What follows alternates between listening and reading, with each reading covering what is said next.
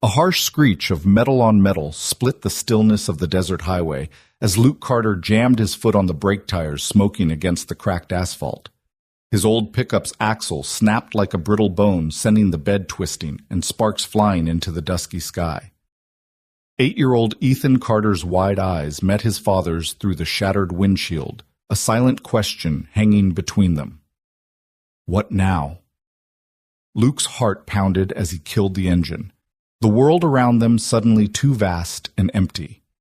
Sand whipped across the road, and the last rays of a blood-red sun dipped below the horizon. With a deep breath, Luke yanked open the door, bracing himself against the shock of the strange, lonely place and whatever, or whoever, might arrive next. If you've ever wondered how far a single act of kindness can change everything, drop a comment below, hit that subscribe button, and ring the bell so you don't miss a minute of this journey. Luke Carter's boots crunched against the gravel shoulder as he stepped away from his dying truck toolbox, clutched in one hand like a split-second lifeline. The Texas wind tugged at his work shirt, carrying a hint of sagebrush and the promise of trouble. Ethan scrambled out of the cab, clutching his well-worn stuffed rabbit, his small frame trembling in the dusk. Luke squatted beside his son, smoothing back a tousled lock of hair and forcing a reassuring smile. "We'll figure this out, buddy," he said, though uncertainty burned in his gut. They were miles from the nearest town, their last promising hope swallowed by rolling plains and skeletal mesquite. Luke had driven this truck from Denver, chasing rumors of honest work and cheaper rent. Now the fuel pump lay in shattered ruin beneath the hood, and phone service had been dead for hours. As the sky bled into full night, Luke unpacked his flashlight and knelt to inspect the damage. Rust streaked the pump. Wires were chewed and frayed. He exhaled, wiping sweat from his brow. "Not tonight," he muttered. A distant rumble echoed over the open fields. Luke looked up, scanning the horizon. The rumble grew louder, a green pickup barreling toward them, headlights slicing through the gathering dark. Panic fluttered in Ethan's chest, but Luke held his gaze steady. The stranger pulled to a stop, dust billowing in her wake. She climbed down each confident stride, announcing experience. Work gloves stained with dirt, rolled up sleeves, revealing strong forearms, and chestnut hair pulled into a loose braid, framed hazel eyes that took in the scene with precise curiosity. Broken down, her voice was calm, but with an undercurrent of steel. She offered a hand, calloused but unafraid. "Name's Harper Monroe. I run the farm up the road. That pump's shot, but I can give you a tow and a place to stay while you get sorted." Luke rose, studying her. He wasn't used to charity, especially not from strangers. Thanks. I can pay you back."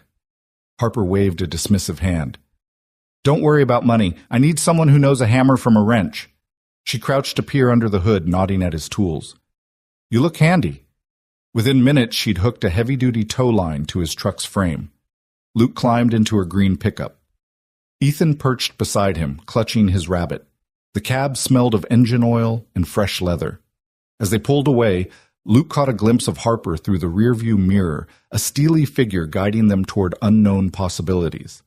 The road to Harper's farm wound through fields dotted with grazing horses and rows of ripening crops. Moonlight cast long shadows on the fertile earth, illuminating the silhouette of a weathered barn in the distance.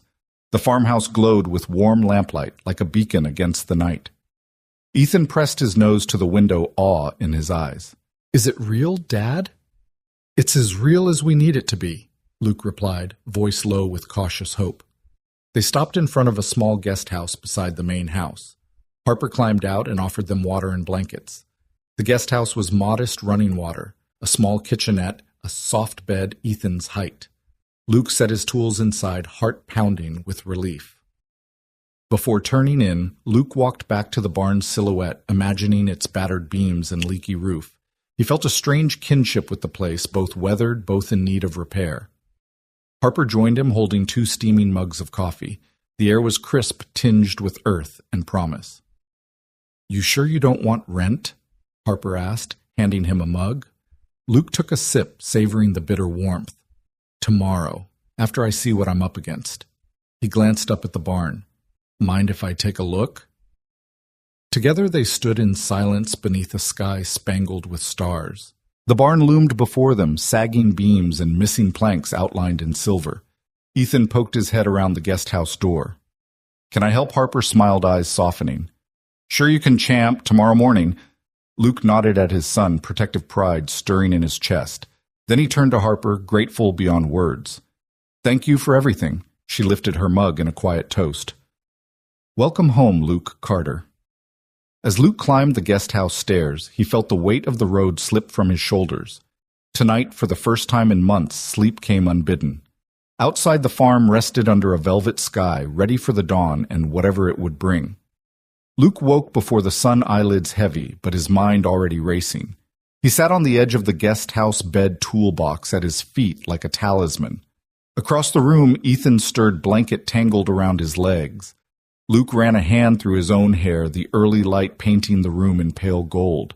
He thought of Denver, of the cramped apartment where he'd learned to sleep, standing up of the hospital hallway where he'd fought to keep Faith alive while Emily slipped away. 2 years later, the wounds were still raw, the loss and ache he carried in every muscle. But here under this wide Texas sky, the air felt different, brighter, as if hope could grow like the wheat in the fields beyond. He nudged Ethan awake gently. "Morning, kiddo," he murmured. Ethan's eyes opened, blue flecks catching the light. "Morning, Dad." He yawned, pulling the rabbit toy to his chest. Outside, he could hear Harper's truck door close with a decisive thud. Luke's jaw set. Time to get to work. They stepped onto the porch together, chilly dew soaking through the soles of their boots. In the distance, Harper's taillights winked like embers fading into night. Luke's chest tightened. He needed to catch up, needed to show her he wasn't just a drifter or a charity case. He hefted the toolbox and led Ethan down the gravel path toward the barn, each step crunching beneath their feet. As they walked, memories came unbidden. Denver mornings at dawn. Emily's hair splayed on the pillow as she dreamed, the fiery crash that stole her from him, the hollow ache of solo parenthood. Bills piled up so high he'd learned to ignore the letters slipping beneath the apartment door. He hadn't planned on falling apart, but grief has a way of exposing every weakness, every fear. And for too long, Luke had run from creditors, from memories, from himself. The barn came into focus, a skeleton of wooden beams and rusted metal roof, patched with mismatched boards like bruised skin. Moonlight shimmered on a broken window pane, casting fractured shapes across the ground. Ethan's breath hitched. "It's huge," he whispered. Luke crouched beside his son, pointing to a loose plank. "We'll make it sturdy again," he promised. He tested the barn door, and it groaned, nearly tipping on its hinges. "Gotta start with that," he said, pulling a worn hammer from the toolbox. He swung an experimental tap against the frame, and winced rust and rot had softened the wood more than he'd hoped. He glanced at Ethan's worried face. "Don't worry, we'll fix it." Ethan nodded, but his father saw the doubt. Luke squared his shoulders. "Come on," he said, leading the boy inside where the scent of hay was thick and comforting. He laid the toolbox on a dusty crate and flipped open the lid, revealing rows of chisels, nails, and worn leather gloves. He chose a stout nail and tapped it in where the wood still held firm, then grabbed a beam that sagged too low and wedged a temporary brace beneath it. It would hold until daylight. Outside, the horizon blushed pink. Harper emerged from her truck carrying 2 steaming mugs. She moved with the ease of someone born to this land, her boots scuffed in a way that told stories of 1,000 dawns rising. "Coffee?" she asked, holding out a mug to Luke and another to Ethan. The liquid was smoky and strong, exactly what he needed. He accepted it with a nod, warmth seeping into his cold hands. "Thanks," he said softly. He didn't need to remind her he was a carpenter. She'd seen his hands, knuckles, calloused fingers scarred from years of grasping hammers and saws. "Tell me more about this place," he said, leaning against the barn's corrugated wall. Harper took a slow sip, eyes drifting across the fields. "My family's been here 3 generations. This barn was my grandpa's pride and joy. He built it by hand after coming home from the war." She let out a dry chuckle. "Had dances in here back when the county fair was the biggest event around." Her gaze sharpened. "Then he died right in those fields, heart gave out. Folks started selling land, moving on. I stayed. Guess I was too stubborn to leave." Luke listened, picturing her grandfather hammering boards side by side with neighbors, music drifting on summer wind. He recognized her stubborn pride. He'd worn it too when he'd refused help after Emily's accident, when he'd turned down friends because he didn't want to feel weak. Now, sitting here, coffee in hand, he felt a kinship, a spark of something more than obligation. Ethan crouched to watch a pair of horses grazing near the fence. "Can we feed them later?" he asked. Luke exchanged a look with Harper. "Sure thing, buddy. First we fix the barn, then we earn a few carrots." Harper cracked a smile, a glint of amusement in her eyes. "He's got a good deal there, Luke." He took another sip of coffee, the bitter taste grounding him. "Speaking of good deals, I'll need lumber," he said, eyeing the barn's missing planks. "Do you have extra boards? Or know where we can get some?" She glanced toward the farmhouse where the porch light still burned. "I've got some stored near the shed. Come on." They walked back toward the house, Ethan skipping ahead. Luke followed, toolbox swinging at his side. He had begun to believe forgiveness could exist in quiet moments like these, between sips of coffee, between hammer strikes under a dawn sky. He remembered the day he first held Emily's hand in the hospital, how her warmth had chased away every doubt. He'd never believed he'd feel that alive again until now. Harper led them to a small lean-to beside the tool shed where weathered boards leaned against the wall. Luke ran his fingers along the grain oak, still solid despite the years. He lifted one, testing its weight. "Perfect," he said, loading 3 into the back of Harper's truck. Ethan helped, grinning as he balanced each plank. Inside the shed, an old map of the property was tacked to the wall, a web of fields and fence lines dotted with notes in Harper's precise script, spring wheat irrigation fix beehives. She pointed at a patch near the barn. "This used to be pasture for Holsteins. We might bring them back once the barn's secure." Luke considered that. That'd bring in steady work, and I could help with stalls, too. He caught her eye. "If you'll have me." She stared, her lips curving in a small, genuine smile. "You're already here." Back at the barn, Luke and Ethan set to work. Luke measured and cut hammering boards into place, while Ethan held nails and fetched tools. The rhythm of saw against wood hammer against nail soothed him. Each new board reinforced not just the structure, but something in his spirit roots taking hold where before there had been only drift. By midday, the barn door swung true hinges, silent and smooth. Luke tested it again, then stood back, chest swollen with quiet pride. He glanced at Harper, whose eyes shone with relief. Ethan cheered, clapping his hands. Luke ruffled his son's hair. "Looks like we did it." Harper crossed her arms, pretending to inspect his work. "Not bad, Carter." She used his last name like she'd known him forever, and in that moment he felt part of something bigger. A team. A family. He wiped sweat from his brow, setting aside his hammer. "What's next?" Her answer came in a laugh, richer than any music he'd ever heard. "Let's feed those horses, then. I've got a fence that could use some persuasion." Luke grabbed his hat, looping the strap of the toolbox over his shoulder. Ethan hopped off the crate, rabbit in hand. Together they followed Harper into the midday sun toward fields that held more promise with every step. And as they moved, Luke Carter felt the weight of the past ease just enough that he could finally look forward and believe that maybe, just maybe, this was where he was meant to be. The first light of dawn slipped between the ragged slats of the barn's boarded-up windows, painting the dusty floorboards gold. Luke Carter stepped forward, the morning chill still clinging to the air, and surveyed the damage through a carpenter's practiced eye. Every beam bowed under invisible weight, every shingle missing or cracked told its own story of long years left untended. Ethan Carter stood quietly beside him, clutching his rabbit toy as if it too were a talisman against the unknown. Neither spoke words felt too heavy for such a moment, but Luke could sense Ethan's curiosity, his silent question. What now? Across the yard, Harper Monroe watched them from the farmhouse porch. The haze of dawn softened her silhouette, but there was no doubt in her stance. She folded her arms, hat tipped back on her head, and waited. When Luke finally turned to her, she beckoned with a single nod and called across the space. "Morning," she said, voice steady. "You see what I'm dealing with?" He swallowed, stepping off the worn path and onto the loose gravel that led to the barn door. "I do."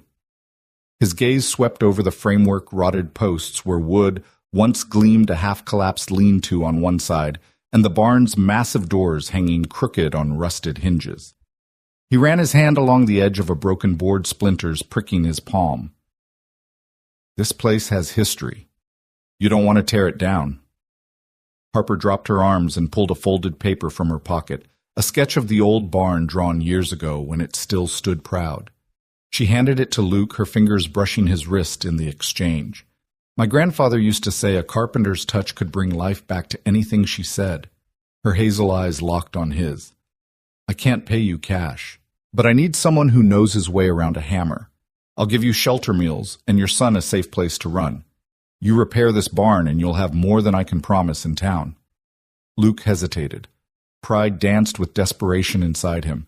He'd left Denver with nothing but his toolbox and a head full of memories, some painful, some bittersweet.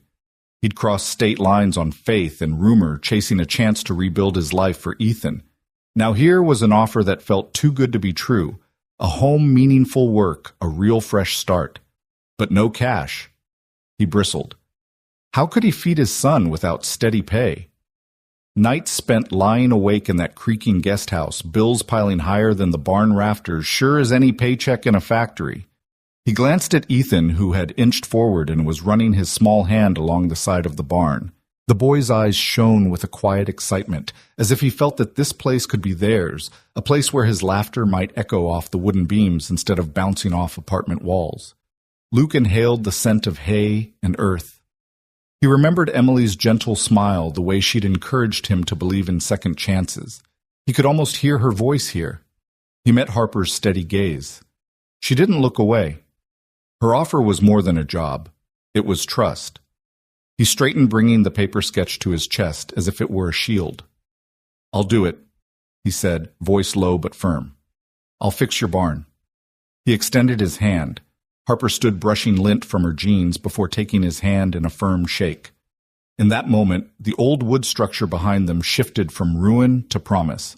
The sun climbed higher, warming the cracked earth beneath their feet as they turned the latch on the barn door and stepped inside. The interior smelled of dust, old feed, and the lingering echo of hoofbeats from decades past. Luke clicked on his flashlight and swept the beam across broken stalls and scattered tools. Each piece of discarded equipment was an invitation, bring purpose back to this place, and you'll find it yourself. He knelt beside a rotted support beam, tapping it with the handle of his hammer. The hollow thud told him he'd need fresh oak posts at the very least. He stood and held out his hand to Ethan. Come on, buddy, let's get started. The boy climbed up onto a dusty crate, his small frame silhouetted against the rising sun. Luke passed him a dust mask and gloves. Safety first, he said, and Ethan nodded solemnly, as though he understood the weight of the work ahead. Outside, Harper was already unloading a pile of new lumber from her pickup boards cut to size 2x4s lined up like soldiers at attention. She carried a toolbox of her own, smaller and well-worn, but clearly kept by someone who knew how to use every tool inside. Luke let Ethan watch for a moment, then joined Harper at the stack. She handed him a carpenter's pencil and a tape measure.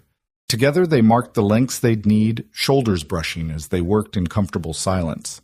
As the morning sun climbed higher, Luke felt the familiar burn in his muscles, an ache he hadn't felt since the days when Emily still stood by his side in their old workshop. But this ache was different. It felt like progress, like each swing of the hammer drove away doubt. He cut and nailed, braced and lifted. Ethan fetched nails, held boards steady, and learned the rhythm of the work. By mid-morning, they'd replaced 2 main posts and reframed the door. Luke stepped back, sweat on his brow and dust clinging to his shirt. He wiped his forehead with a rag and took in the sight. Straight beams standing proud again, a doorway strong enough to swing open without protest. The barn breathed beneath his handiwork. Harper brought out a thermos of coffee and 3 tin mugs. She handed one to Ethan, filled with hot chocolate, and 2 to them. Luke took a long sip of coffee, relishing the bitterness as Ethan sipped with wide eyes. This is the best hot chocolate ever, the boy declared, and Luke couldn't help but smile. A moment ago he'd worried about feeding his son. Now he watched him sip chocolate in the shadow of a rebuilt doorway. Maybe it didn't have to be cash that sustained them here. Harper leaned against the newly straightened post and studied Luke. "You're good at this," she said softly. "Better than I even hoped." He shrugged, wiping his mouth with the back of his hand. "I've done my fair share of projects, but this one, it matters more." He looked around the barn, imagining it filled with hay bales and the soft clop of horses' hooves. It's not just a building, it's history. He turned back to her. Thank you. Her gaze softened. Thank you for staying. She flipped her coffee mug in her hand. I didn't think anyone would take me up on it. They fell into step, moving deeper into the barn toward a rotted loft ladder. Ethan clambered up, first curiosity twinkling in his eyes as he peered into the dusty hayloft above. Sunlight filtered through cracks in the roof, illuminating forgotten tools and lengthening shadows. Luke climbed after him, heart pounding, as he stood in that quiet space with his son and the woman who'd given them a chance. Down below, Harper began measuring shingles she'd saved from the old barn. Together they would patch the roof, seal the cracks, and chase out the ghosts of neglect. Luke took a deep breath, looking at the two people who'd become his lifeline, Ethan holding tight to each new memory of father-son triumphs, and Harper offering not only her land but her trust. The old barn creaked as if waking from a long slumber. Luke placed a hand on the beam above him and felt a thrill of possibility. For the first time since Emily's passing, he didn't feel broken. He felt part of something worth repairing. And as the three of them worked side by side under the wide Texas sky, Luke Carter realized that sometimes the greatest offers come not with coin, but with the promise of renewal and the hands willing to build a new life together. The first light of morning filtered through the slats of the barn, illuminating motes of dust dancing in the cool air. Luke Carter cradled a chipped enamel mug of black coffee between calloused hands, steam curling upward in lazy spirals. It was the richest, most honest coffee he'd had in years, bitter, unpretentious, and exactly what he needed to wake up. He stood on the threshold of the barn, listening to the chorus of meadowlarks and mockingbirds as they greeted the dawn. Across from him, Harper Monroe leaned against a newly reinforced beam, her own mug pressed to her lips. Her eyes, the color of storm clouds, drifted across the worn floorboards they'd spent days repairing. The barn's great doors stood open behind them, now revealing rows of young saplings planted outside, evidence of her vision to restore the land. She took a slow sip of coffee, then set the mug down on a nearby crate with a thoughtful sigh. I miss Grandpa's dances, she said softly, voice carrying the weight of memory. Luke turned his gaze from the rising sun to her, curious. He'd seen photographs inside the farmhouse, black and white snapshots of laughter under lantern light, couples twirling in rough boots music drifting between the rafters. But hearing her speak of it made the barn feel alive again. Harper ran a hand along the rough-hewn beam beside her. He built this barn after he came home from the war, said he wanted a place where neighbors could gather when there wasn't much else to celebrate. She paused, eyes distant. Friday night, someone would bring fiddles or a guitar, and the whole county would spill in kids chasing fireflies, old-timers swapping stories. I was too young to dance much, but I'd watch hiding behind the barrels, dreaming of the day I'd be up there too. Luke nodded, picturing her as a little girl under those lights, wide-eyed and full of hope. He lifted his mug and offered her a quiet salute. Sounds like a place worth saving. She smiled, a flicker of warmth crossing her face. It was. Until he collapsed in those fields. She gestured toward the pasture beyond the barn's back wall, where wildflowers tipped in gold and scarlet grew tall. He was checking on the last of the cattle, said he just felt his heart stop. I found him resting against the fence post, eyes fixed on the sunset. He died doing what he loved. Her voice cracked and she took another sip of coffee, steadying herself. Luke's throat tightened. He remembered Emily's last hours on Earth, the frantic beeping of monitors, the hush that fell when there was nothing more to do. In Denver, he'd been too numb to grieve properly, always on the move, always chasing the next job or escape route. But here, under Harper's honest gaze and amidst the land steeped in generations of memories, his grief coalesced into something he could almost touch. I'm sorry, he said, his voice low. He set his mug on the crate beside hers, hands curling around the chipped rim. I know what it's like to lose someone doing what they love. He looked at the barn's sturdy frame, freshly bolted and braced. We lost my wife in an accident. I've been running ever since. Harper regarded him with quiet sympathy, her eyes softening. I knew there was more to your story, she admitted. Your hands aren't just good with a hammer. They've seen hard times. She set her mug down and squared her shoulders. I've always handled things myself. Never wanted to depend on anyone. But when the developers first came calling with money, I couldn't refuse. I realized just how alone I really was. Luke watched her silhouette outlined by dawn light. She folded her arms, strength and vulnerability mingling in her posture. "I was going to sell," she said. "Easy money, a chance to start fresh somewhere else. But I couldn't do it. Not after Grandpa built this place with his own hands. Not after everything he stood for." He remembered the moment she'd offered him shelter without cash, the fierce pride in her voice as she refused payment. "You made the right call," he said, voice firm. "Places like this aren't measured in dollars. They're measured in lives saved in stories told in dreams built under open skies." She gave him a small half grin. "You sound like a preacher." Then more softly, "But I need this barn and my home to survive. I need someone I can trust, someone who doesn't walk away when things get hard." Luke felt a spark of understanding. He knew what it meant to walk away to leave town when rent came due to pack up memories like broken shards to teach his son that stability was a myth. But here on this ancient timber floor with Harper's pain echoing in his chest, he realized he didn't want to run anymore. "Trust me," he said, placing a hand over his heart. "I'm not going anywhere." He reached for his mug again, but paused. "Can I ask you something?" "Shoot," she replied, her eyes steady. He took a slow breath. "Why me? You could have asked anyone, any carpenter, any farmhand. Why bring me in, stranger and all?" Harper looked down at her coffee. She traced the rim with her thumb, thoughtful. "Because when you showed up, you didn't pity me. You didn't offer charity. You offered to help. You treated this barn like it deserved respect." She met his gaze again, her voice quiet but certain. "I figured if you respected the place this much, you might respect what it means to me." Luke felt a lump in his throat, a mix of gratitude, sorrow, and something deeper he wasn't ready to name. He nodded, swallowing hard. "I respect it," he said. "And you?" He paused, his mind racing. "I lost my wife, but I won't lose this chance with my son. I need roots as much as this barn does." Ethan's voice drifted from the barn's entrance. "Dad, look!" The boy stood beneath one of Harper's trees, cradling a robin's nest in his small hands. 3 tiny bluish eggs nestled inside, and Ethan's eyes shone with wonder. Luke and Harper both set down their mugs and hurried over. Together they knelt at the base of the tree. Ethan's hand trembled as he ran a finger along the nest's rim. "They're real, Dad. They're going to hatch." Harper crouched beside him, placing a gentle hand on his shoulder.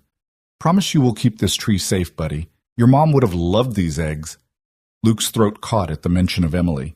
He leaned down, brushing a strand of hair from Ethan's forehead. "We'll protect them," he vowed, "just like we'll protect this barn." Ethan grinned and slipped the nest back into its branch. The mother robin chirped from nearby, bold and bright, a song of new beginnings.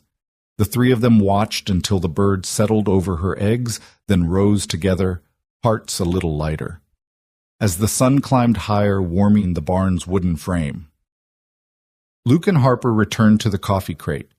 Their mugs were empty now, but the air between them was charged with something neither had felt in a long time: hope. Harper exhaled slowly, brushing dust from her jeans. "I've carried so much on my own," she said, voice soft. "Loss and responsibility and fear. It's a lot for one person." Luke folded his arms across his chest. "You don't have to carry it all," he said. "Not anymore." She looked at him, her storm-gray eyes searching his. For a moment neither spoke, only the sound of birdsong and distant farm noises filled the silence. Then Harper's lips curved in a hesitant smile. "Thank you," she whispered, "for believing." Luke tipped his mug toward her in a wordless toast. "To new chapters," he said, voice steady. Harper nodded. "To new chapters." They stood together in the morning light, 2 souls bound by coffee and confessions, by shared grief, and the promise of rebuilding something enduring.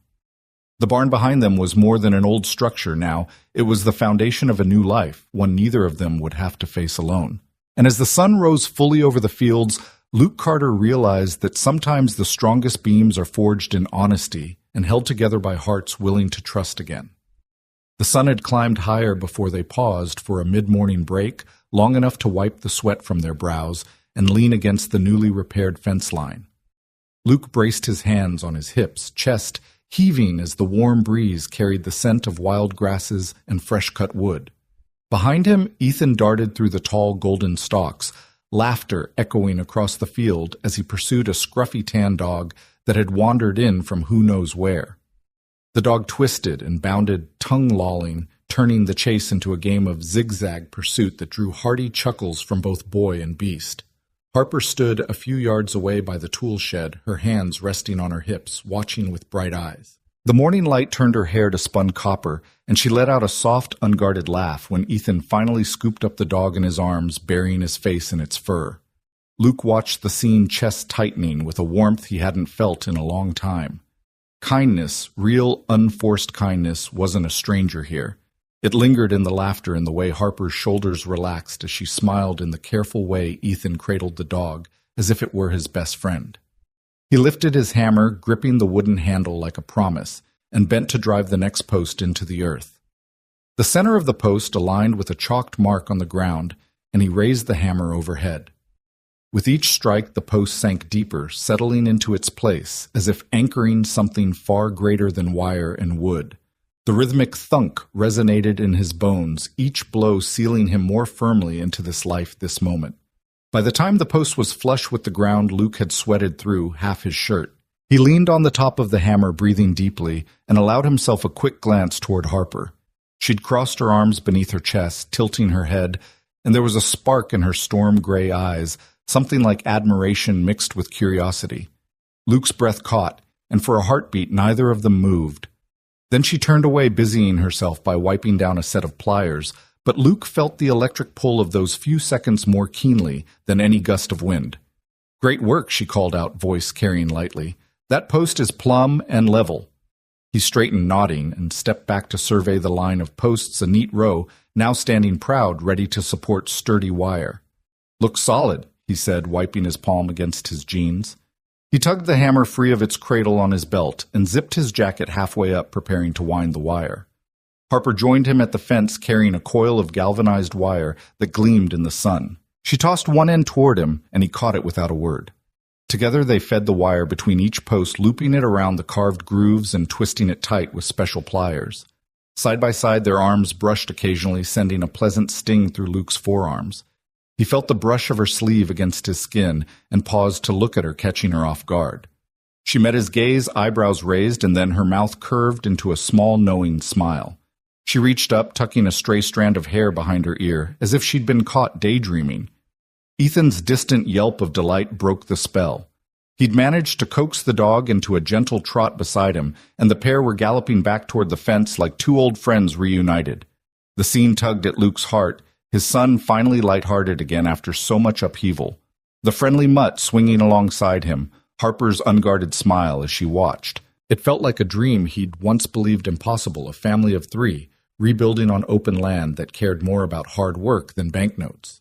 The dog skidded to a stop at the fence line and looked up at Harper, panting. Ethan bounded behind it, scratching behind its ears. "Dad, look!" the boy exclaimed. "He likes it here." The dog barked in agreement, tail wagging so hard its whole body shivered. "You have a way with animals," Harper observed, stepping forward to pat the dog's head. The dog leaned into her touch, eyes closing in bliss. She turned to Luke. "You're pretty good with a fence, too. You ever thought of staying on as part of the permanent crew?" Luke exchanged a quick glance with Ethan, who was now crouched beside the dog, whispering something into its ear. He cleared his throat, heart thudding. I've been thinking about that, he admitted. It's honest work, and it means I don't have to keep running. Harper's gaze softened. I've seen a lot of people come and go. But you stuck with the barn. You stuck with the fence. That means something. He reached down to rinse his hands in a nearby trough, the cool water washing away sawdust and sweat. When he turned back, Harper stood closer, her hair catching the breeze like a fiery banner. The light gleamed off her freckles, and his chest tightened at the sight. She handed him the wire's end eyes, not quite meeting his. There was a vulnerability there, an unspoken question about whether he'd stay through thick and thin. Luke took the wire and began the first loop around the post. Her proximity made it hard to think, but he focused on the work twisting the wire tight, securing it just so. I'm not going anywhere, he said quietly, and she lifted her eyes to his, nodding as the words sank in.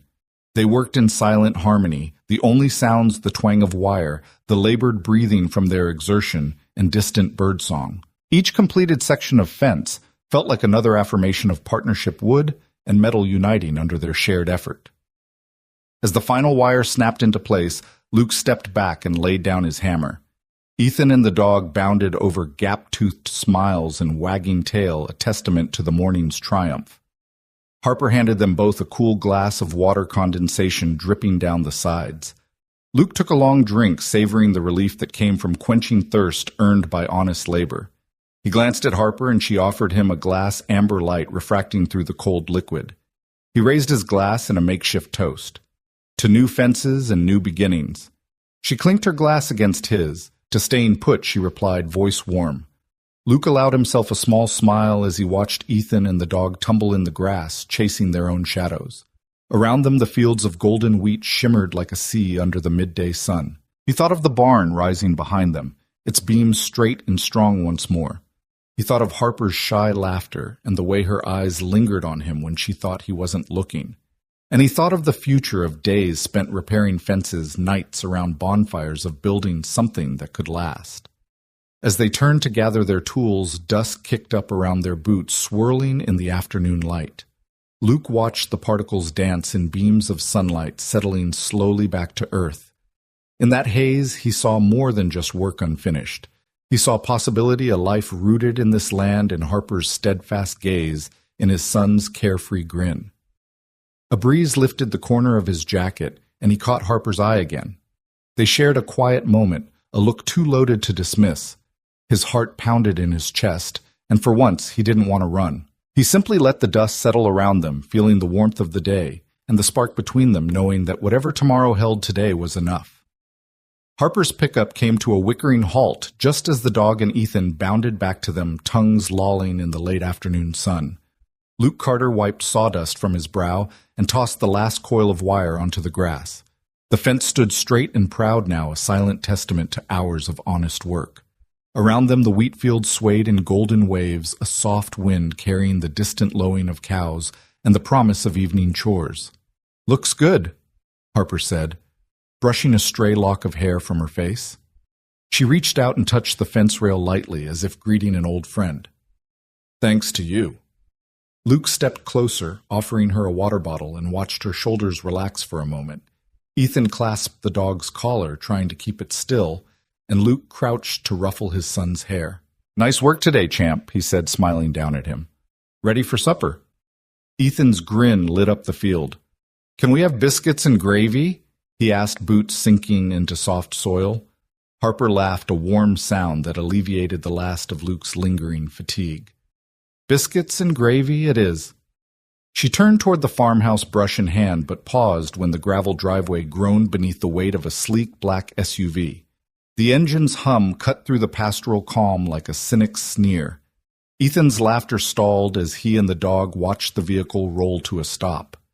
From the driver's seat, a man emerged, tall, impeccable, in a dark pinstripe suit that looked borrowed from a high-rise boardroom, not a country road. His polished shoes clicked against the gravel, and he carried 2 leather portfolios that gleamed in the sunlight, a promised presence looming on the horizon. Harper stiffened, her hand dropping from the brush. She exchanged a glance with Luke, one silent acknowledgement that whatever this was, it wouldn't be good. The man straightened his tie, smiled with practiced ease, and strode toward them, extending one portfolio as though offering a handshake. "Ms. Monroe, Mr. Carter," he said, voice smooth as oil. "I'm Garrett Sutton, Development Associate with Copperfield Enterprises. Pleasure to meet you." Luke rose to his full height, folding his arms across his chest instinctively. The dog growled low in its throat, and Ethan pulled back, looking to his father for reassurance. Harper's hazel eyes narrowed. "I don't believe we've met," she said, voice cool. "Not yet, but we've been watching," Sutton replied, flicking a glance at the gleaming portfolios. "Your barn, Ms. Monroe. Such a shame to see it in disrepair after generations of history. I've brought something that may interest you." He flipped open the portfolio, revealing stacks of crisp bills and a contract printed on heavy parchment. An acquisition proposal. A most generous offer, if I may say so. Harper's jaw clenched as she stepped forward, keeping her gaze locked on Sutton. "I told you before," she said, voice steady. "This place isn't for sale." Sutton's smile didn't falter. He slipped one portfolio closed and offered the other to Luke instead. "Mr. Carter, you're helping to restore something remarkable here. We value that. We'd like to compensate you as well." He tapped the contract's header. Full-time staff carpenter position benefits included with a salary far above standard rates. No more guest house, living your own cabin on the property fully furnished. Luke's throat tightened. The offer glittered like temptation, enough pay to cover debts and Denver stability for Ethan, maybe even a chance to save for a real home. Yet something in Sutton's tone, a casual disregard for the sweat on Luke's brow, the care in Harper's eyes made the papers feel like shackles rather than promises. Harper took a step forward, hand closing around Luke's sleeve. He felt her pulse quicken beneath his fingers. "We're not interested," she said, voice low but insistent. "Our history isn't measured in dollar signs." Sutton's eyes flicked between them, annoyance flashing for a heartbeat before he masked it with suave politeness. "I understand sentiment truly. But consider what we're offering: modernized barns, upgraded facilities, improved water systems. You'd have resources beyond your wildest dreams." He tapped the portfolio's edge. "All provided. No upfront costs." Luke inhaled, remembering the early mornings of hammering posts into the ground, the quiet dignity of building something with his own hands. He looked at Harper's barn, the beams he'd reset, the fence he'd helped raise each nail, anchoring not just wood to wood, but hope to hope. "I appreciate the offer," he said, voice calm but firm. "But this place isn't just a job for me. It's—" Harper nodded at him, completing his thought. "It's our home," she said. "It's our legacy. We don't need outside money. We need work that respects what's already here." Sutton closed both portfolios with a soft click. "Pity," he murmured, gaze sliding to Ethan, who hugged the dog protectively. "My clients won't wait forever. I'll return in a week with an even better offer." He turned sharply, his coattail flicking behind him, and climbed into the SUV. Luke's fist clenched around the hammer at his belt, but he resisted the urge to storm forward. Harper squeezed his sleeve again. They watched as the black SUV dissolved back down the gravel lane, dust billowing like a warning. Silence settled over the fields, heavier than the midday heat. Ethan broke the quiet. "Dad, why did he want to buy your barn?" he asked, voice small. Harper crouched beside her son, brushing his hair from his forehead. "People see opportunity, kiddo," she said. "They think in numbers, not feelings." Her gaze drifted to the barn, sun slipping behind its peaked roof. "They don't understand roots." Luke knelt in front of Ethan, placing both hands on his shoulders. "We're not going anywhere," he promised, voice steady despite the anger simmering beneath his skin. "This farm is ours to protect." Across the field the dog barked, stirring the tall grass. Luke stood, eyes fixed on the fading road.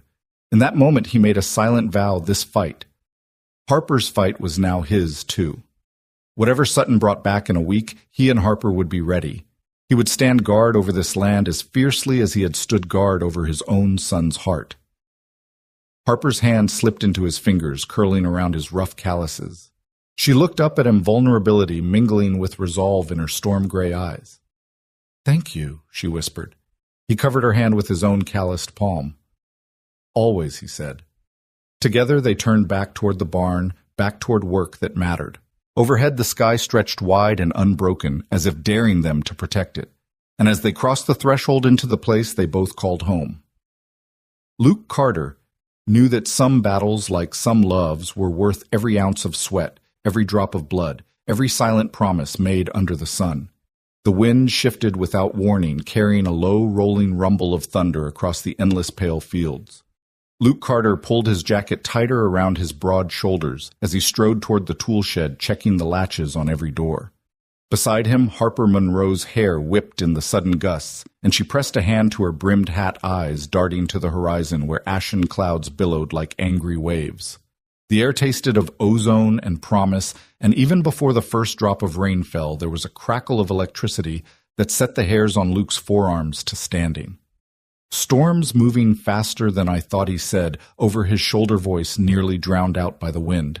He reached the shed and wrapped both hands around the rusted handle, twisting until the door creaked open. Inside lay wheelbarrows, jerry cans, and coils of hose things that, if left loose, would soon become airborne missiles. He grabbed the heaviest items first, stacking them against the far wall. Harper joined him inside, dropping a bundle of tarp at Luke's feet. "We need to tarp the hay bales," she said, voice tense but sure. "And check the feed bins if they flood. We lose everything." She pulled a length of twine from her pocket and began looping it through the tarp's grommets. Luke nodded and bent to help, but a sudden blast of wind rattled the shed's walls. Outside, a sharp crack of thunder shook the ground beneath them like a warning shot. The sky peeled open in angry grays, and the first heavy drops of rain pelted the tin roof with staccato urgency.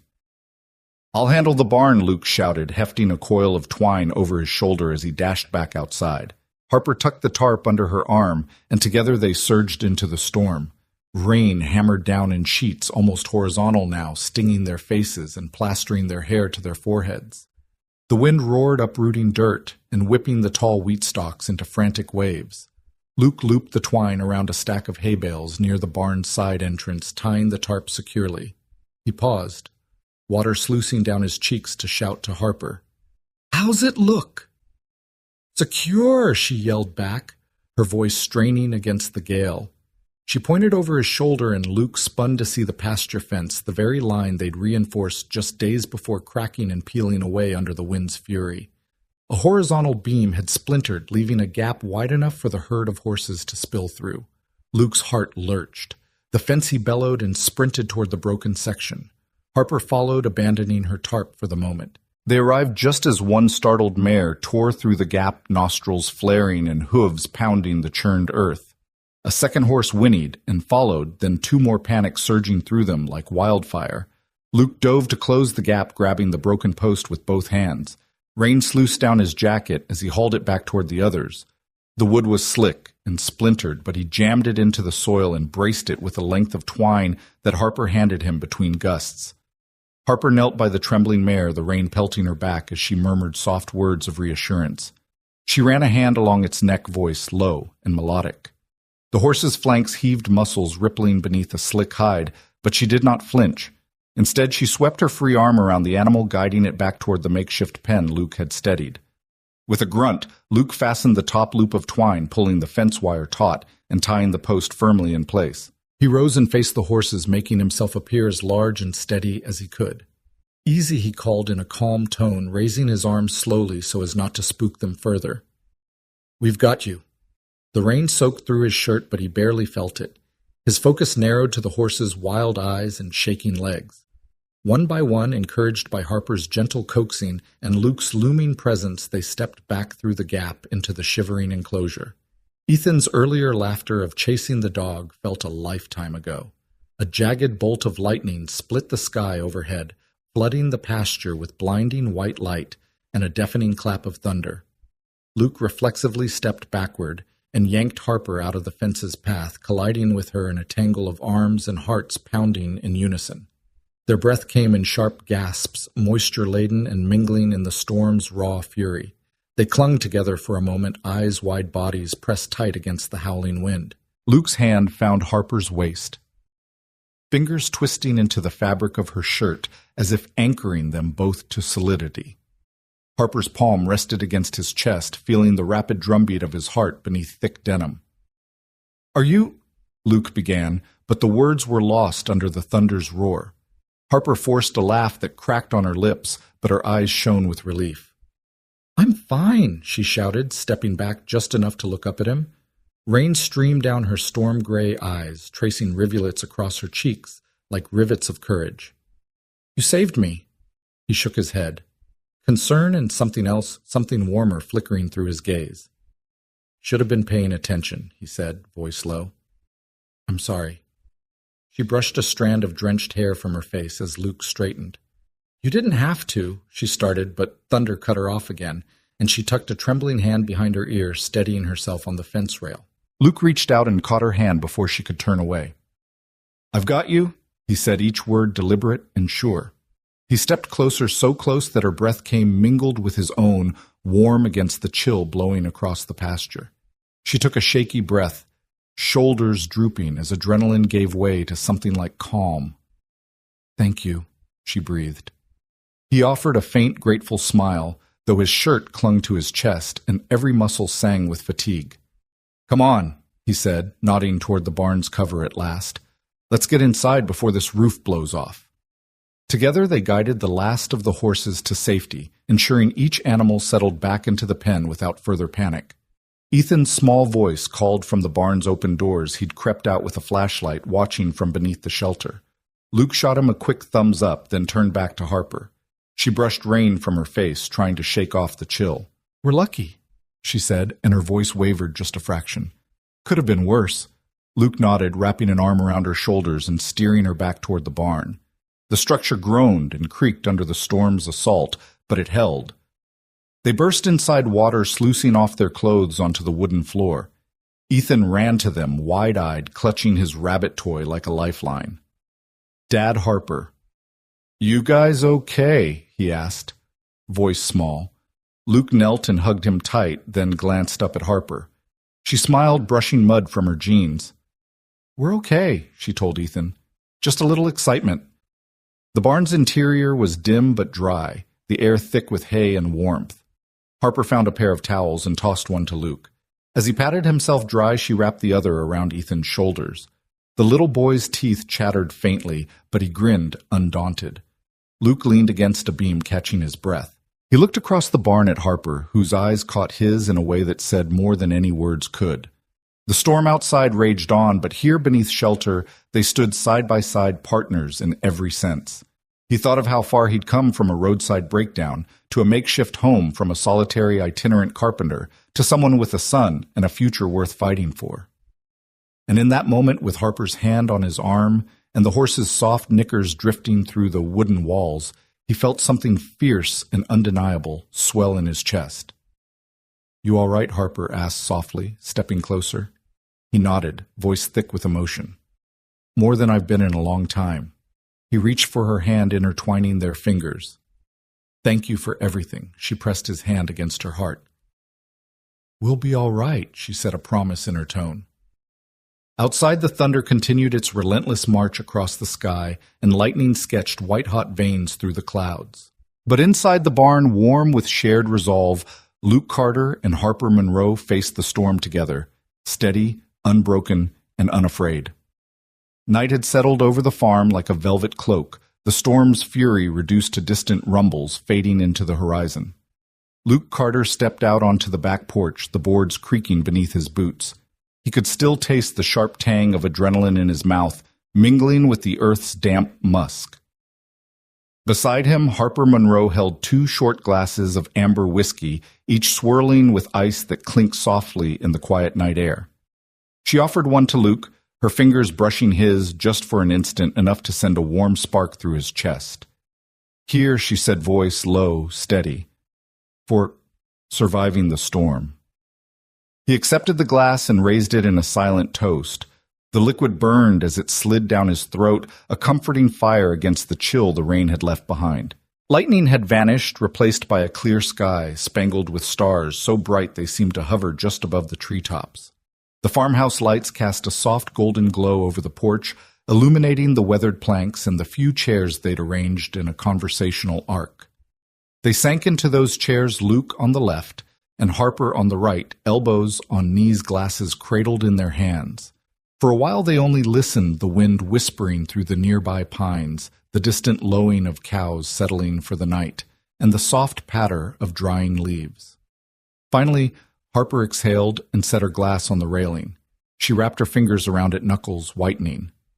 "I've spent most of my life out here," she began, eyes fixed on a single star that wavered in the porch light.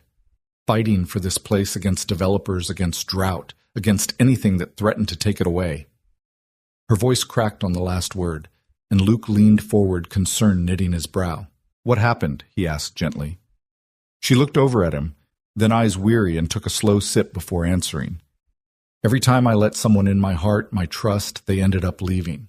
My mom and dad passed when I was young, then my grandpa, and every friend I made who thought I was crazy for staying left too. Promises, broken words unkept. So eventually I stopped letting people get close."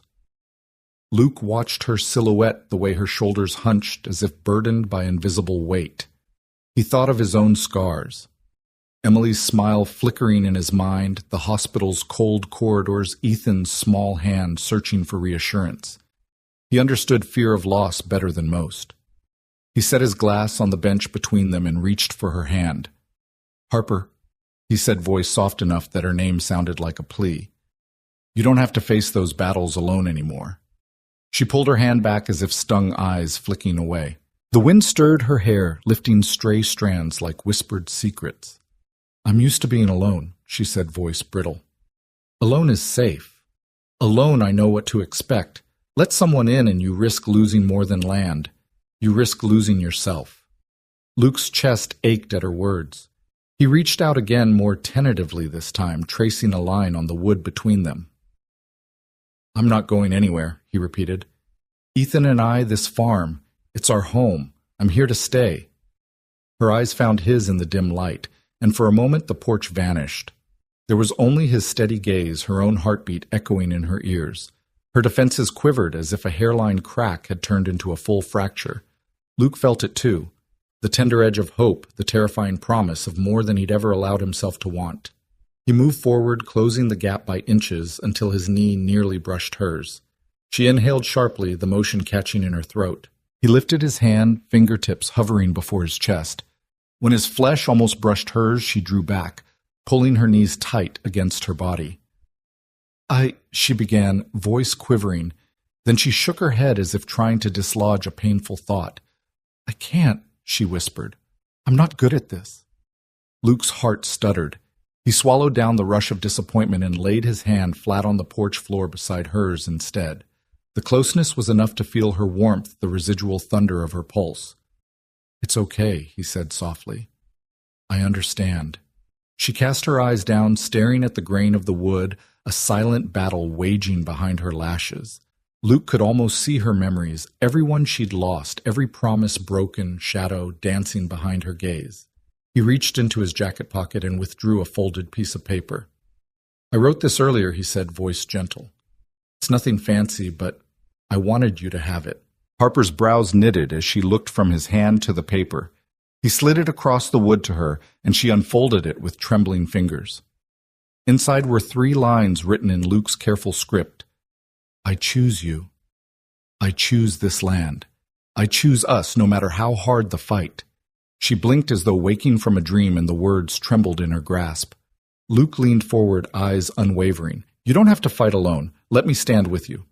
Tears glimmered in her storm-gray eyes. Her jaw trembled, caught between fear and longing. When she looked back at him, the walls she'd built around her heart shuddered, and a single tear broke free, tracing a path down her cheek.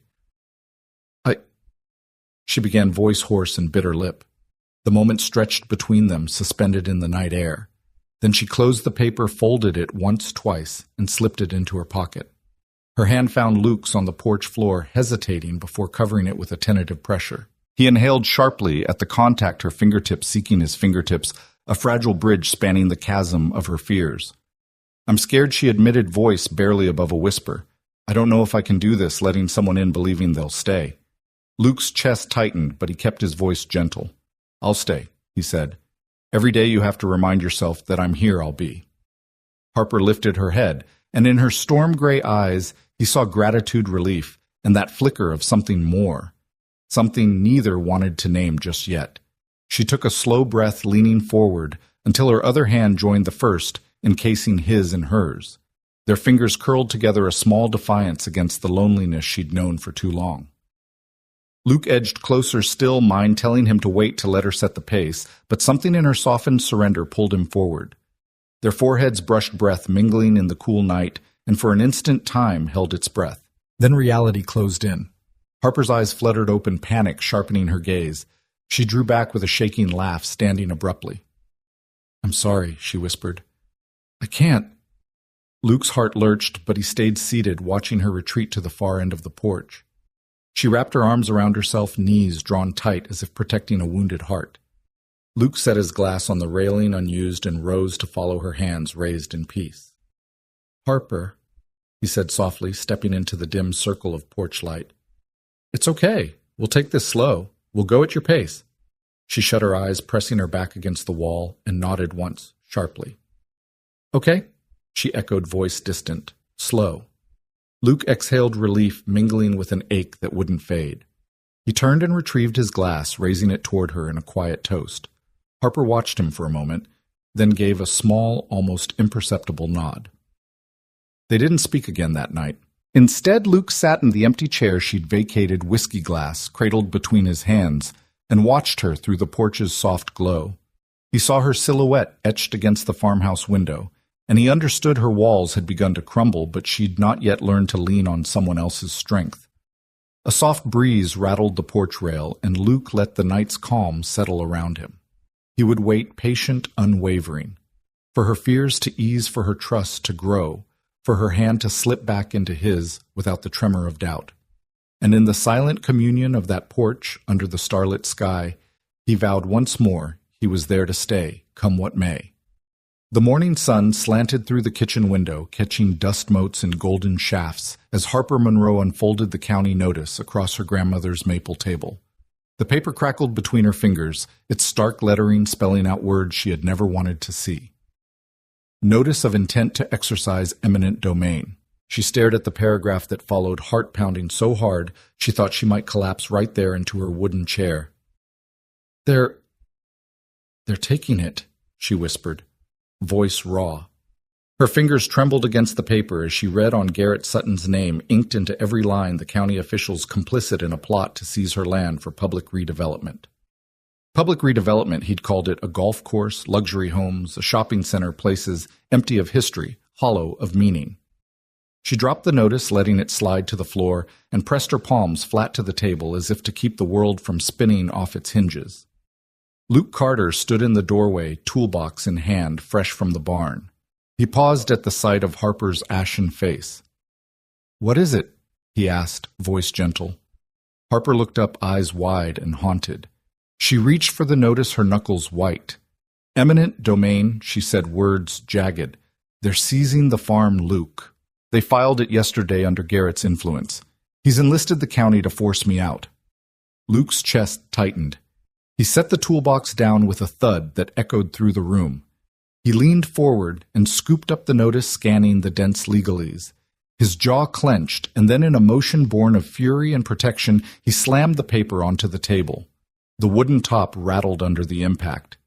"They can't do this," he said, voice low and hard. "Not if we don't let them." Harper's eyes glittered with tears she refused to shed. She rose and began pacing, hands clenched at her sides. "They don't need my permission," she said, voice brittle. "Eminent domain means they can just take it, claim it's for the public good. Garrett's pulling the strings. He's betrayed me. Betrayed this land." Luke followed her lead, moving to stand beside her. He laid a heavy hand on her shoulder. "Then we fight," he said, each word deliberate. "We'll marshal every tool, legal, personal, whatever it takes to defend your home. You're not alone in this, Harper. I'm with you." She closed her eyes at his words as if drinking them in, but the tremor in her shoulders betrayed her fear. Luke gathered the papers and stuffed them into his jacket pocket. "I'll call my friend Jenna. She's a lawyer in Austin. She knows eminent domain cases. We'll get her out here today." Harper shook her head. "It's too late. The notice says 3 days until the hearing. They'll bulldoze this place before you can blink." Luke's face hardened. "Then we'll be ready in 3 days." He reached out and took her hand. "We'll get affidavits from neighbors' testimony about the farm's history, any legal grounds to challenge it. And if Garrett thinks he can bully you with county officials, he hasn't met the wrong people yet." Her gaze met his. There was a tremor there, a flicker of hope shadowed by panic. She swallowed hard. "I don't know how," she admitted. "I've never fought something like this before." He squeezed her hand gently. "Then you won't have to learn alone." He leaned close, voice quiet but fierce. "I promise you, Harper Monroe, nobody messes with your legacy while I'm standing here." For a moment, Harper's defenses wavered. She pressed her forehead to his chest, listening to the steady thump of his heart, an anchor in the chaos. Outside, a breeze rattled the kitchen window as though the wind itself had carried his vow into her soul. When she finally looked up, her eyes were clear. "Okay," she said, voice steady. "Okay, let's do it." By mid-morning, the Monroe farmhouse had transformed into a makeshift command center. Luke sat at the table, head bent over his laptop, drafting emails to Jenna and other legal contacts. Harper sorted through old photographs and deeds, centuries of family history she intended to band together into a defense dossier. Ethan perched on the edge of the table, rabbit toy in hand, watching his parents with wide eyes. Mom, what's eminent domain? He asked, voice small. Harper ruffled his hair. It means they think they can take our farm and use it for something else, baby. But we're going to stop them. Ethan's brow furrowed as if weighing her words. Like when you and Dad saved the barn from falling down. Luke smiled, ruffling his son's hair. Yeah, sweetheart, we're saving this place too. Reassured Ethan scampered off to collect his tools and help Harper box old ledgers and letters from neighbors, handwritten notes praising the farm's place in community life. Harper carefully tied each package with twine and labeled it Community Support, Historical Value, Economic Contribution. She and Luke exchanged determined glances. They were stacking every possible defense. An hour later, Jenna's crisp voice crackled through the laptop's speaker. Luke, I'm on my way, she said. I'll be there in 4 hours. In the meantime, get me everything you've got on the farm's history. Deeds, tax records, affidavits, your lease agreement. If we can show this isn't truly for public use, we can push back. Luke glanced at Harper, who nodded and returned to her piles of documents. Consider it done, he replied. After placing the call, Luke stood and moved to the doorway, scanning the rolling fields beyond. The fence they'd rebuilt ran straight as an arrow, a lifeline to hope. He remembered the day Garrett Sutton arrived smooth as a snake, offering cash and false promises. Now Garrett's real plan was laid bare, corporate greed backed by government power. And Luke's blood burned at the thought of the man's betrayal. He crossed to Harper's side and wrapped an arm around her. She rested her head on his shoulder. Thank you, she whispered. He kissed the top of her head. We'll win this, he vowed. For your grandpa, for our future, for Ethan. They won't win. That afternoon, Luke and Harper set out to enlist the local community. They climbed into his truck, Harper handing out copies of a flyer crafted in haste, Defend Monroe Farm public hearing in 3 days. It listed the time, place, and a call for all neighbors, friends, and anyone who believed in preserving the land's legacy to attend. They drove down dusty lanes, stopping at neighboring farms and inviting local storekeepers, teachers, and old-timers who'd grown up attending dances in the barn. Each time Harper's voice wavered slightly, but Luke's steady presence strengthened her resolve. At Miller's Feed and Supply, Mr. Miller clasped Harper's hands with tears in his eyes. Your grandpa was a good man. We owe him this support. He wrote a statement and promised to testify. By sundown, their stack of affidavits and signed petitions was as tall as Harper's elbow. Luke parked the truck by the barn, and they climbed out tired but triumphant. The fields glowed gold in the evening light, and Ethan ran ahead chasing a late paper kite they'd brought for him, his laughter rising like a prayer. Harper turned to Luke, eyes shining. I never thought I'd see this, she said, voice thick. All these people's standing with me. He took her hand and led her to the porch where they watched their son play. It's never just your fight, he said. You're part of something bigger. She leaned into him, and he wrapped his arms around her, feeling her breath slow, her pulse calm. In that moment, the county notice on the kitchen floor felt less like a death sentence and more like a call to arms, a betrayal transformed into a rallying cry. Together, they had reshaped fear into action, turned loneliness into community. As dusk deepened and the first stars blinked overhead, Luke kissed Harper's temple. Tomorrow, he said softly, we prepare for the hearing. She nodded, resting her head against his chest. And we win. He held her close, watching Ethan's kite dip and soar in the twilight breeze, and knew that whatever Garrett Sutton and his cronies had planned, they hadn't counted on two things: the fierce heart of a Monroe and the unyielding promise of a carpenter who refused to walk away. The early morning light slanted through the narrow windows of the county courthouse, casting long shadows across the worn wooden benches. Luke Carter and Harper Monroe sat side by side in the front row, their shoulders touching lightly, a silent reassurance against the nervous energy humming through the packed room. Around them, farmers and faded denim shopkeepers in crisp shirts and neighbors of every stripe filled the gallery, clutching petitions and letters, their faces lined with worry but resolute. At the front, a polished attorney in a charcoal gray suit tapped his briefcase, calling the courtroom to order. Your Honor. He began, voice smooth and authoritative. Copperfield Enterprises and its associates submit that the Monroe property constitutes an underutilized asset. Under Section 124 of the County Redevelopment Act, the proposed mixed-use project, residential, commercial, and recreational, serves a clear public interest by creating jobs, increasing tax revenue, and providing affordable housing. He gestured to a projector screen showing sleek renderings of townhouses and shopping plazas cradled between manicured lawns and tree-lined streets. This plan revitalizes the county's economy, addresses housing shortages, and repurposes land that has sat fallow for decades. The farm, while sentimental to some, does not maximize the potential of this prime real estate. A murmur of polite applause drifted from the developer's table. Luke felt Harper's hand tighten around his. He glanced at her. Her jaw was set, her storm-gray eyes flashing. When the attorney sat down, she rose with the poise of someone used to standing alone in the fields. The courtroom fell silent. "Your Honor." Harper began, her voice calm but unwavering. "The Monroe Farm is not an underutilized asset. It is the heartbeat of this community." She held up a stack of letters bound with twine.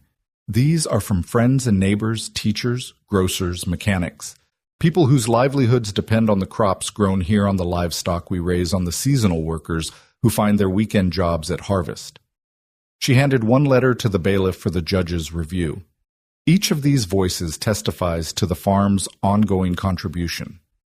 Food supplies to the local school lunches, hay for the county fair's prize livestock, raw produce for our farmers market. She paused, letting the weight of her words settle. The judge, a stern-faced woman in robes, nodded for her to continue. Harper turned to face the audience. "My grandfather built this barn with his own hands after returning from war.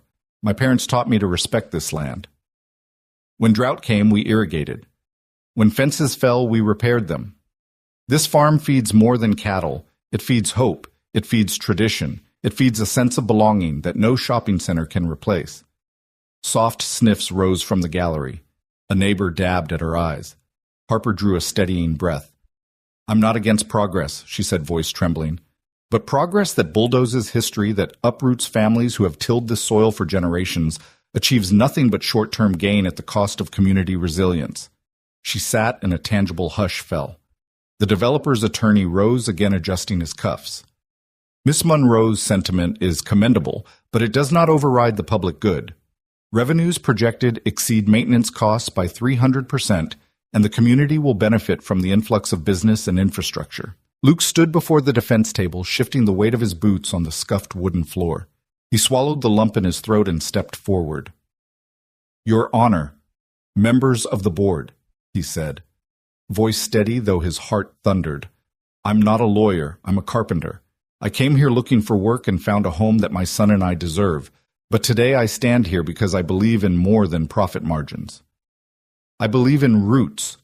He paused, letting the word resonate. "When I first drove onto Harper's farm, my truck broke down. But it wasn't just a broken axle I found here. I found a chance to rebuild my life, to ground Ethan in something real. I've seen this land feed families, create jobs for harvest hands whose children go to our schools. I've seen neighbors donate hay for shelters in the winter. I've seen community picnics under the barn's rafters.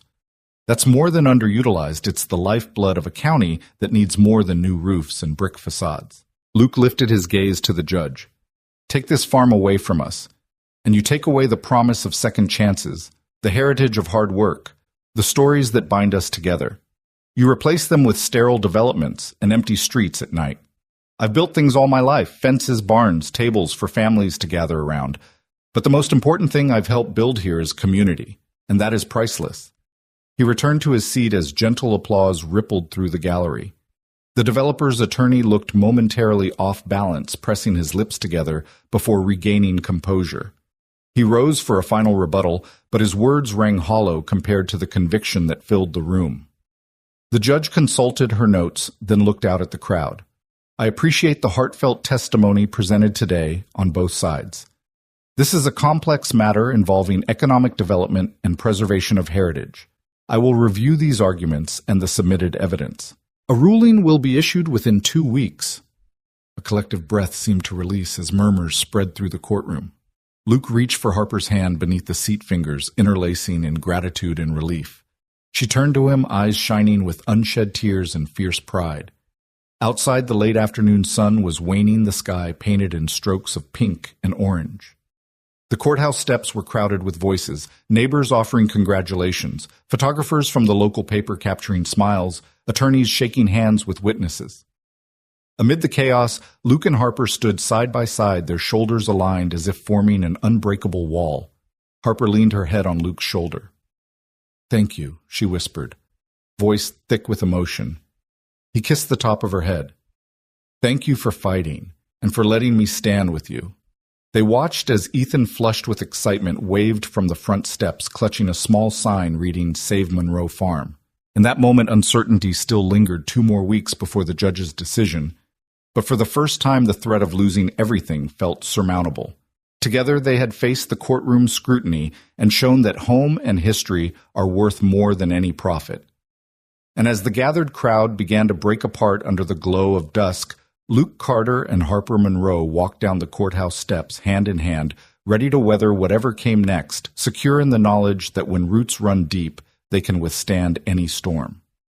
The morning sun hadn't yet burned away the lavender haze when Harper Monroe found Luke standing at the edge of the barnyard, staring at his phone as though his life depended on the words on its screen. She crossed the yard in quick steps, her heart drumming with the same anxious hope that had accompanied every long night since Garrett Sutton first threatened to seize the farm. "I've got it," Luke said, voice strangely hushed. He slipped the phone into his pocket and turned to her, eyes bright with relief. The judge denied the eminent domain claim. The farm is ours officially. For a moment, Harper simply stared at him as if willing the words to sink in. Then the tension gave way, flooding her chest like a sudden storm dissolving into sunshine. She reached out and wrapped her arms around his waist, pressing her face into his soaked work shirt. "We did it," she whispered, voice thick. "We actually did it." Luke lifted her, spinning her once before setting her back to solid ground. "No," he corrected, voice warm and soft. "You did it. You and everyone who stood by you." He brushed a strand of hair from her face. "I just helped carry the load." Harper pulled back enough to look him in the eye, that storm-gray intensity softened now by tears and triumph. "I couldn't have carried it at all without you," she said, and her lips curved in a shaky smile as she stepped closer. Behind them, the farm seemed to exhale. The barn's newly patched shutters gleamed in the morning light.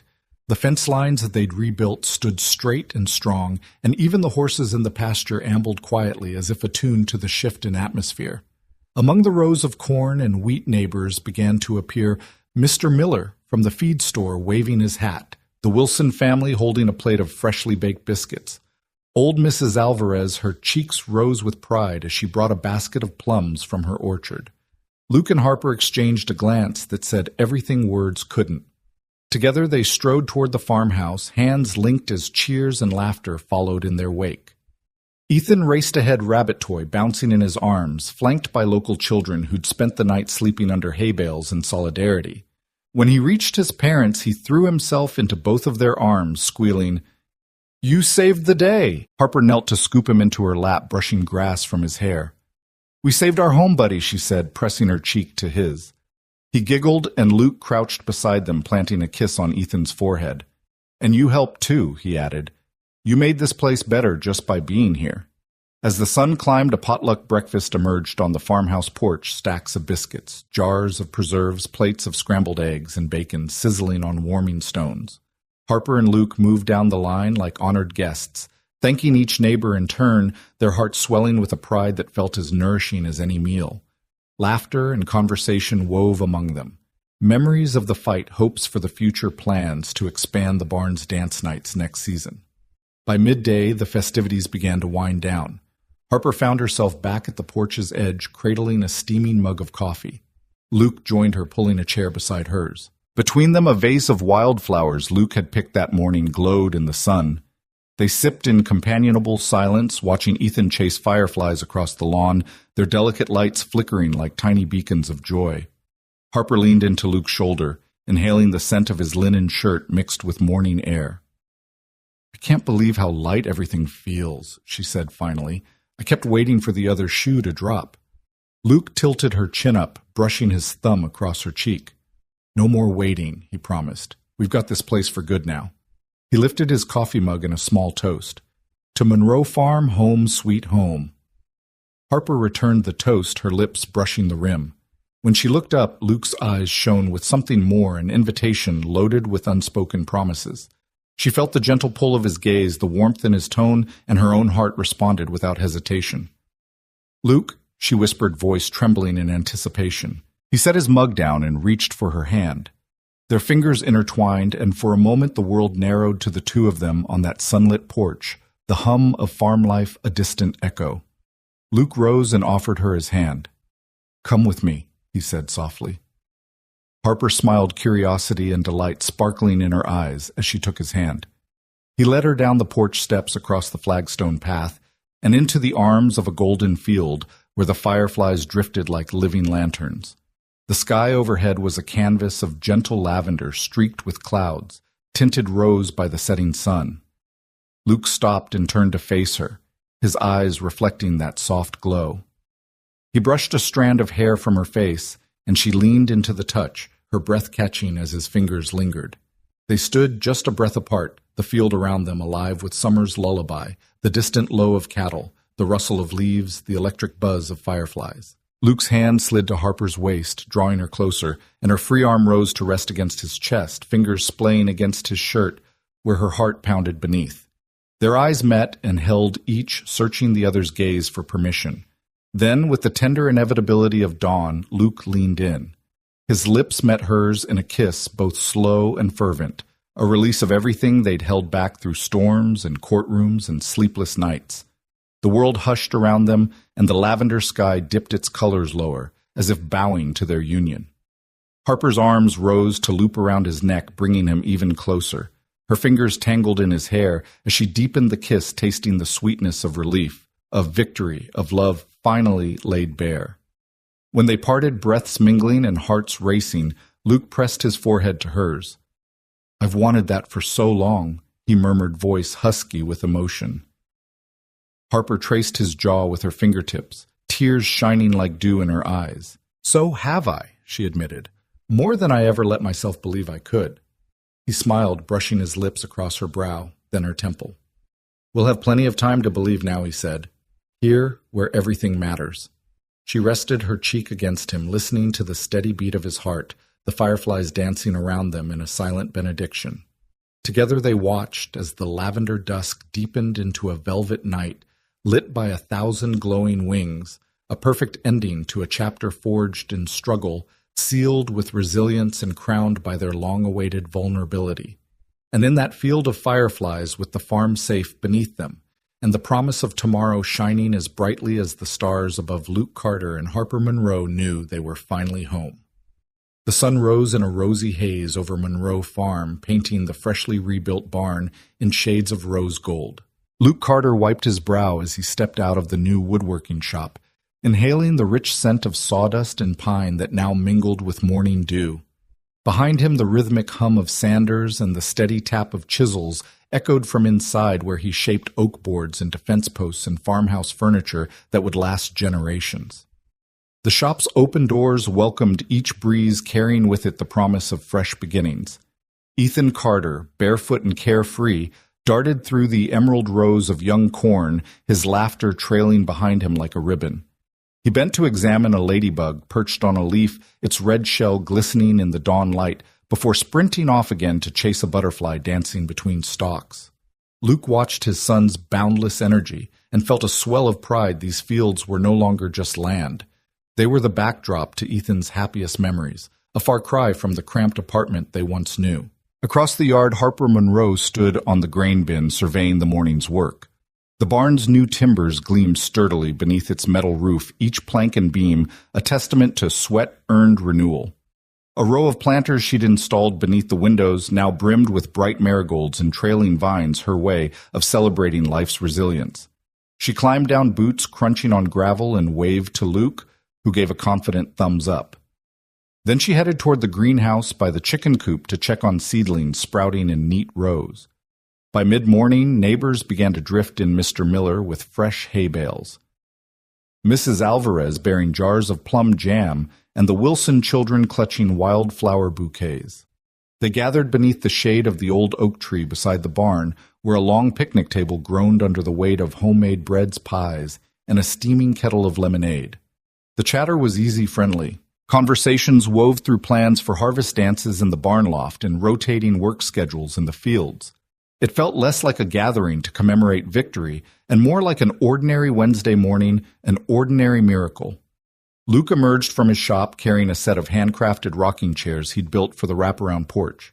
He set them down beside two wide benches and ran a hand along the smooth armrests. "Made these for us," he said, voice warm. "Needed somewhere comfy to sit with my favorite people." Harper smiled, brushing a strand of auburn hair from her face. Ethan bounded over, curious, and climbed into one of the chairs, testing its gentle sway. He giggled as the chair creaked under his weight. Harper slipped her hand into Luke's, and together they watched as their world unfolded. The community they'd galvanized the barn restored to its former glory, and then some, the workshop humming with purpose. She leaned her head against his shoulder. "It's more than I dared dream," she murmured. He kissed the top of her head. "You dreamed it first," he replied. "All I did was help build it." Later that afternoon, Luke called Ethan into the workshop. The boy's eyes widened at the sight of a small wooden model house Luke had crafted, complete with a tiny wraparound porch and miniature rocking chairs. "This is for you," Luke said, handing the model across the workbench. "My gift to the best helper a dad could ask for." Ethan traced the delicate windows with his fingertip, then looked up at his father, eyes bright. "It's perfect," he said softly. Harper joined them, placing a plate of freshly baked cookies on the bench. "For our master carpenter," she teased, and Luke laughed as he accepted a cookie. The three of them shared a quiet moment, the afternoon light slanting through the shop's open doorway, spotlighting their contentment. As evening approached, the sky deepened to lavender, and the first fireflies winked on in the tall grass. Luke and Harper stepped onto the wraparound porch with 2 mugs of cocoa, hers dusted with cinnamon, his with a swirl of cream. They sank into the rocking chairs, the gentle motion lulling them into a calm hush. Ethan flitted around them, chasing fireflies with a jar in his small hands, his joyous cries echoing across the farm. Harper's hand found Luke's again, their fingers knitting together. "Remember when we first met on that lonely road?" she asked, voice soft. He nodded, eyes on the horizon where the sun dipped its last rays behind rolling fields.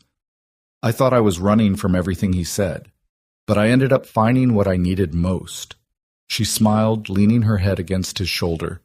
"A fresh start," she mused. "Not just for us, but for so many people. This place isn't just my family's legacy anymore. It's everyone's hometown." His arm tightened around her. "And it's ours," he said. "Together." They sat in companionable silence as the twilight deepened, the gentle creak of the rocking chairs blending with the rustle of leaves and distant calls of crickets. The barn doors stood open, a sliver of lantern light spilling onto the grass, ready for the community dance they'd planned next weekend. The workshop behind them glowed warmly, evidence that Luke's promise to build a life here had taken shape in wood and nails and heartfelt labor. Ethan's voice drifted up to them. "Mom, Dad, look." He held up his jar triumphantly. Inside, dozens of fireflies blinked softly, casting a flickering glow across his wide grin. Harper and Luke chuckled and rose, meeting him halfway, and Luke carefully lifted the jar to his lap so he could join in the delight. The three of them bent close, marveling at the tiny lights, their faces aglow in the lavender dusk. Harper kissed Ethan's forehead, then looked up at Luke, eyes reflecting both firefly light and the gathering night sky. "We did good, didn't we?" she whispered. He nodded. "We did great." He guided the jar toward a nearby sapling and opened the lid, letting the fireflies climb free. As they drifted upward, their glow scattered through the twilight like living stars. Luke and Harper watched them go, hearts full. Harper slipped her hand into Luke's again as they watched the last fireflies vanish into the darkening sky. Beneath them, the barn, the shop, the fields. They were no longer separate pieces, but one seamless tapestry of home, the legacy of her family. The fresh start he'd found, their son's laughter weaving it all together. This was the foundation they'd built, stronger than any steel beam, and as the final ember of sunlight faded, they remained on the porch, wrapped in each other's arms, content in the knowledge that here on this land they had fought to preserve their roots would only grow deeper with every sunrise to come.